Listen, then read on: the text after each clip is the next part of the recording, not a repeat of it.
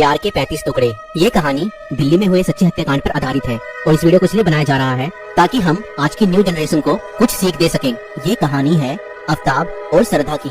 आफ्ताब और श्रद्धा मुंबई में रहते थे और मुंबई के एक कॉल सेंटर में साथ में काम करते थे और वहीं उन दोनों का लव अफेयर हुआ। आफ्ताब एक अलग जाति का था और श्रद्धा अलग जाति की, और इसीलिए श्रद्धा के परिवार वाले आफ्ताब से शादी के लिए राजी नहीं हुए।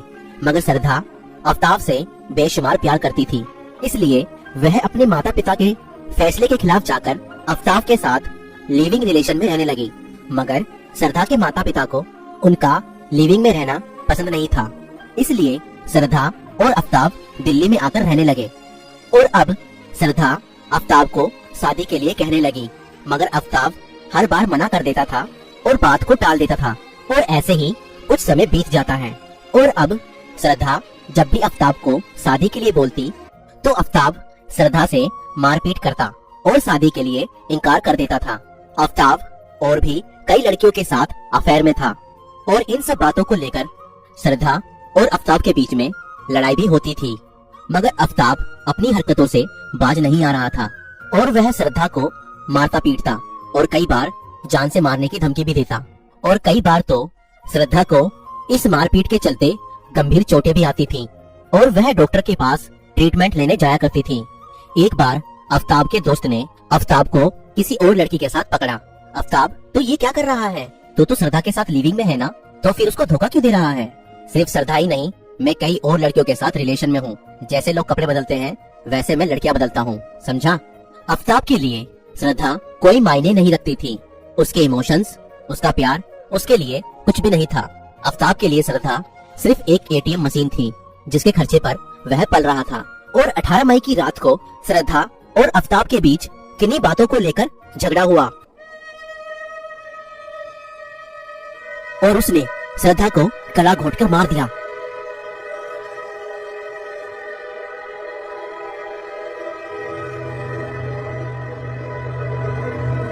अब आफ्ताब ने अपने जुर्म को छुपाने के लिए श्रद्धा को 35 टुकड़ों में बांट दिया और फिर उसने श्रद्धा के शव के टुकड़ों को फ्रिज में रख दिया और हर रात 2 बजे उठकर श्रद्धा के शव के अलग अलग टुकड़ों को एक बैग में डालकर उसे जंगल में ले जाकर फेंक देता था।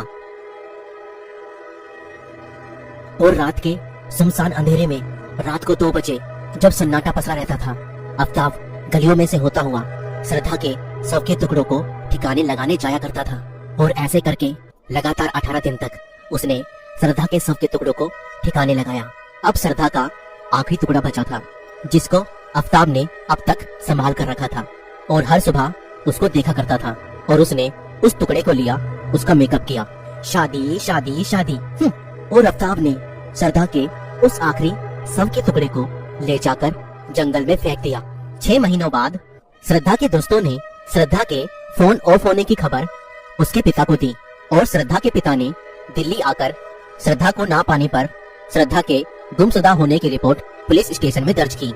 आफ्ताब को गिरफ्तार करके उसे 5 दिन के रिमांड पर लिया और पूछताछ के दौरान आफ्ताब ने सारी हकीकत पुलिस और श्रद्धा के पिता को बताई कि कैसे उसने श्रद्धा को मारा। और आज पुलिस इस मर्डर केस को सुलझाने में लगी हुई है। दोस्तों, क्या आपको लगता है अगर श्रद्धा अपने माता पिता के फैसले के खिलाफ ना जाती तो उसका यह हाल ना होता और वह आज हमारे बीच में होती? अपने माता पिता के फैसले का सम्मान करें और अपने माता पिता के फैसले के खिलाफ ना जाएं। कोई भी माता पिता अपने बच्चे का बुरा नहीं चाहते। कुछ दिनों के प्यार के लिए अपने माँ बाप के प्यार को ना भूलें। दूसरों से ज्यादा अपने माता पिता पर विश्वास करें। वह आपके भविष्य की चिंता आपके लिए आपसे ज्यादा करते हैं।